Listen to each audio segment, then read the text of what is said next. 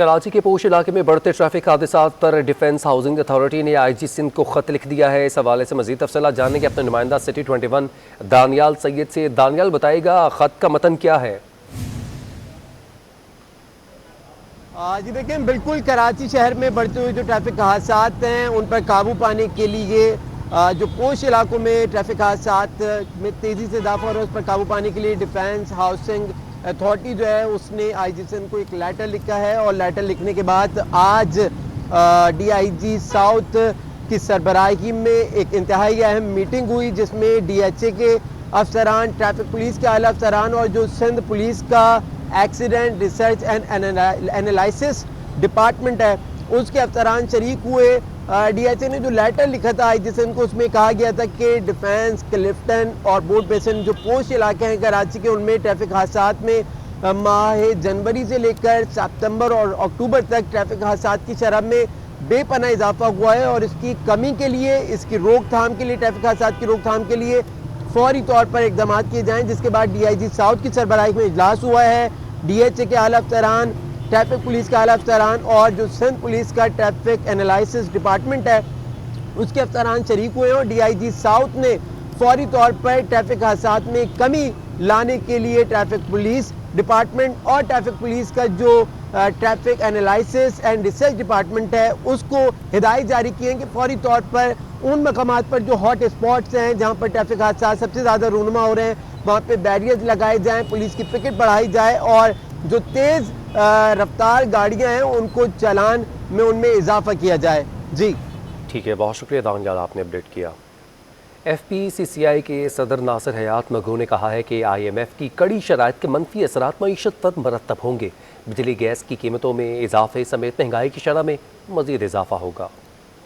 پاکستان کے مذاکرات کا نتیجہ آ گیا۔ عالمی مالیاتی ادارے نے چھٹے جائزے کے تحت پاکستان کو 1 ارب 5 کروڑ 90 لاکھ ڈالر قرض جاری کرنے کی سفارش کر دی۔ اسٹاف لیول ایگریمنٹ ہو گیا۔ رقم جاری کرنے کا حتمی فیصلہ آئی ایم ایف کا ایگزیکٹو بورڈ کرے گا۔ Federation of Pakistan chamber of commerce and industry کے صدر ناصر حیات مغو نے کہا ہے کہ آئی ایم ایف کے مذاکرات کو کامیاب نہیں کہا جائے گا۔ یک طرفہ شرائط کو ماننا مذاکرات کی کامیابی نہیں ہوتی۔ آئی ایم ایف کے ساتھ طویل مذاکرات نے مشکلات میں اضافہ کر دیا۔ 5 اکتوبر سے مذاکرات شروع کر رہے ہیں، 10 اکتوبر تک معاملہ فائنل ہوتا۔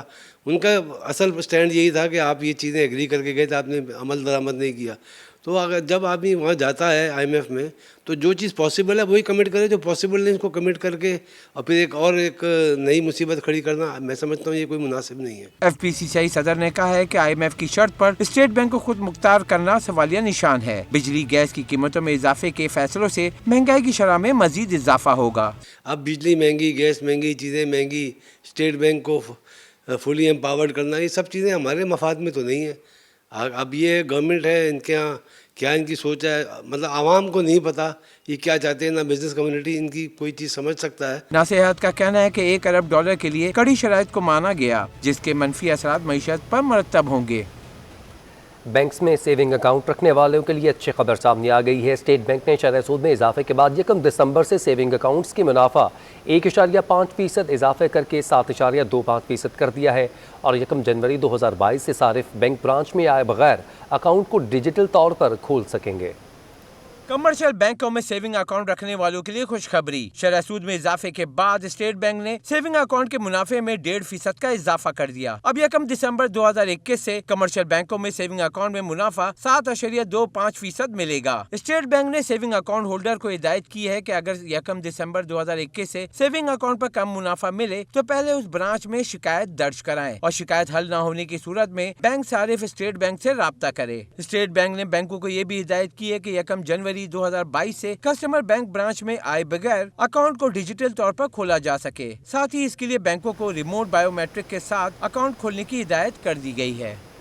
مہنگائی کی بات کی جائے تو غریب عوام کے لیے روٹی اور دال کھانا بھی محال ہو گیا۔ شہر میں گندم کی 100 کلو کی بوری 50 روپے تک اضافے سے آٹا مزید مہنگا ہو گیا۔ مہنگائی نے کاروباری سرگرمیوں کو بھی متاثر کرنا شروع کر دیا۔ کے وعدے چوتھے سال بھی وفا نہ ہو سکے۔ مہنگائی نے عوام کا بھرکس نکال کر رکھ دیا۔ ڈالر کی قدر بڑھنے سے دال ماش 20 روپے اضافے سے 240 روپے تک پہنچ گئی۔ وہیں فی کلو مسور کی دال بھی سینچری کراس کر گئی۔ شہر کے مختلف علاقوں میں فی کلو چینی 105 روپے سے 110 روپے تک پہنچ گئی ہے۔ مہنگائی تو اتنا ہے کہ کوئی چیز، یہ صرف گھی اور تیل ہی نہیں، ہر چیز مہنگی ہوگی، چاہے وہ ڈٹرجنٹ ہو یا ٹوتھ پیسٹ ہو یا پاؤڈر ہو یا جو بھی چیزیں ہیں سب، یہاں تک کہ نمک میں بھی اضافہ ہو گیا ہے. تو اب یہ سب چیزیں دیکھ کے جب جنرلی ایک آدمی کے بجٹ پر اثر انداز ہوتا ہے تو وہ لازمی بات ہے کہ وہ مہنگائی ہر چیز پہ شامل ہو رہی ہے. ادھر گندم کی فی بوری پر 50 روپے اضافہ ہو گیا ہے. شہر میں علاقائی بازاروں میں چھوٹی چکی کا فی کلو آٹا 84 روپے، فائن آٹا 80 روپے اور 2.5 نمبر آٹا 70 روپے تک فروخت کیا جا رہا ہے. آٹے کی صورتحال اس وقت جو تقریباً آج سے ہفتہ 10 دن پہلے تھی، ابھی بھی تقریباً ویسے ہی چل رہی ہے. صرف اتنا ہے کہ اوپن مارکیٹ میں گندم کی جو قیمت ہے اس میں ایک 50 روپے کا مزید اضافہ ہو گیا ہے. جو ہم یہ چاہ رہے تھے کہ مزید کمی ہو جائے گی، لیکن کمی آٹے کے ریٹ میں نہیں ہوئی ہے. تو ابھی اس چیز کو بھی دیکھنا چاہیے کہ اگر عوام کو مزید ہم کو ریلیف دینا ہے تو گورنمنٹ کو اس طرف بھی توجہ دینی چاہیے. عالمی سطح پر مہنگائی کے عوامل جہاں مقامی مارکیٹوں پر انداز ہوتے ہیں، تو وہیں پیٹرولیم مصنوعات اور گیس کی قیمتوں میں اضافہ پیداواری لاگت میں اضافے اور مہنگائی کی آگ کو مزید بھڑکانے کا سبب بنتا ہے. کیمرامین کاشف کے ہمراہ بسیم افتخار، سٹی 21. اسٹیٹ بینک نے کہا ہے کہ میڈیا پر مرکزی بینک کی اوسط مہنگائی کی پیش گوئی 7 سے 9% دکھائی جا رہی ہے، جس میں کوئی صداقت نہیں ہے. اسٹیٹ بینک نے مہنگائی کے ہدف اور پیش گوئی کی وضاحت جاری کر دی ہے. اعلامیے میں کہا گیا کہ دیگر ممالک کی مہنگائی کے اہداف سے موازنہ کیا جا رہا ہے جو درست نہیں ہے. اسٹیٹ بینک کی مہنگائی کی پیش گوئی رواں مالی سال کے تخمینوں کو ظاہر کرتی ہے. مہنگائی کا ہدف حکومت مقرر کرتی ہے اور وہ 5 سے 7% ہے. آگے بڑھیں، آپ کو بتائیں کہ مہنگائی کی چکی میں پسے شہریوں پر بجلی گرانے کی تیاری کر دی گئی ہے کہ الیکٹرک نے نیپرا کو بجلی 29 پیسے فی یونٹ مہنگی کرنے کی درخواست دی ہے. اس پر شہریوں کا سخت رد عمل سامنے آیا ہے. فتنی وزیر اعظم سے اپیل کریں گے کہ آپ سے یہ نہیں ہوتا، آپ ملک نہیں چلا سکتے، آپ برائے مہربانی آپ چھوڑ دو. بجلی مہنگی ہے، ہر چیز مہنگی ہے، بس ہاتھ باندھ کے بیٹھے ہوئے ہیں، کوئی کاروبار نہیں ہے، بس دل کرتا ہے کالا پتھر پی کے سو جائیں بس. پہلے بھی کم مہنگائی ہے، بہت زیادہ مہنگائی ہے. کسی بھی کاروبار کو دیکھ لو، ہر کاروبار سبزی، گھی، دال، چاول، اور آج کل تو یہی ہے کہ پینے کا پانی وہ بھی مہنگا ہو گیا ہے. غریب آدمی روٹی کھانے کے لیے پریشان ہو گیا ہے. عمران خان پتہ نہیں کیسے مسلط سلیکٹڈ وزیر اعظم یہ مسلط ہو گیا، اس نے تباہی کر دی ملک کی. دودھ بڑھ گیا، آٹا مہنگا، چینی مہنگی ہوگی، ہر چیز مہنگی ہے. کوئی حال نہیں ہے کہ حکومت پتہ نہیں کیسے چل رہی ہے، کیسے جی رہی ہے.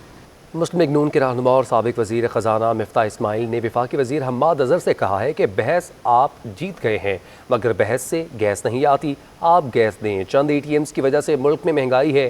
سولد جعفر کی رپورٹ دیکھیے.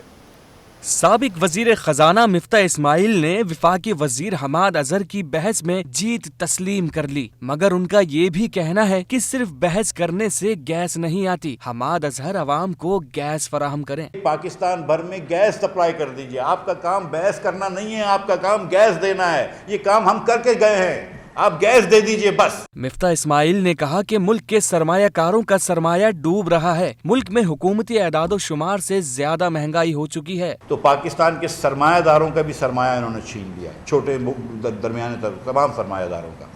اور یہ مارکیٹ اس لیے نہیں چل رہی، اب کہتے ہیں کہ ایشیا کی سستی ترین مارکیٹ ہے، اس لیے نہیں چل رہی کہ لوگوں کو عمران خان کی پالیسیوں کے اوپر کانفیڈنس نہیں ہے، لوگوں کو اعتماد نہیں ہے کہ یہ صحیح پالیسی کریں گے.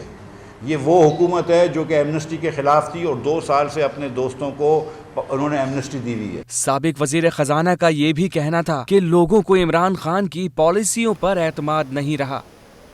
شہر میں 24 گھنٹوں کی بندش کے بعد CNG اسٹیشنز کو گیس کی فراہمی بحال کر دی گئی ہے. سوئی گیس حکام کے مطابق CNG اسٹیشنز کو گیس کی سپلائی اتوار کے روز معطل کی گئی تھی. گیس لوڈ مینجمنٹ پلان کے تحت اسٹیشنز بند کیے گئے تھے، تاہم 24 گھنٹوں کے بعد اسٹیشنز کو گیس کی فراہمی بحال کر دی گئی ہے. نسلا ٹاور گرانے کے لیے اقدامات کا آغاز کر دیا گیا ہے. کمشنر ضلع انتظامیہ اور SBCA کے عملہ نسلا ٹاور پہنچ گیا ہے. عدالت نے نسلا ٹاور کو غیر قانونی قرار دے کر گرانے کا حکم پہلے سے ہی دے رکھا ہے. اپڈیٹ کریں آپ کو ہم خبر کے حوالے سے. نسلا ٹاور کو گرانے کے لیے اقدامات کا آغاز کر دیا گیا ہے. کمشنر ضلع انتظامیہ اور SBCA کا عملہ نسلا ٹاور گرانے کے لیے وہاں پر پہنچ چکا ہے. اس سے پہلے نوٹیفیکیشن جاری کیا گیا تھا، ٹینڈر جاری کیا گیا تھا کہ آیا اس نسلا ٹاور کو کنٹرولڈ بلاسٹنگ کے ذریعے گرایا جائے گا یا روایتی طریقہ کار سے گرایا جائے گا. 5 کمپنیز نے رابطہ کیا تھا اور دونوں جو آپشنز ہیں وہ زیر غور تھیں. ابھی SBCA کی ٹیم اور ضلع انتظامیہ نسلا ٹاور پہنچ چکی ہے. اس کو گرانے کا عمل شروع کر دیا جائے گا. 24 نومبر کو پیش رفت رپورٹ جو ہے سپریم کورٹ میں سبمٹ کروانی ہے. اس حوالے سے کمشنر ضلع انتظامیہ اور SBCA حکام جو ہے عملہ نسلا ٹاور پہنچ چکا ہے. عدالت نے نسلا ٹاور کو غیر قانونی قرار دے کر गिराने का हुक्म सादर कर रखा है।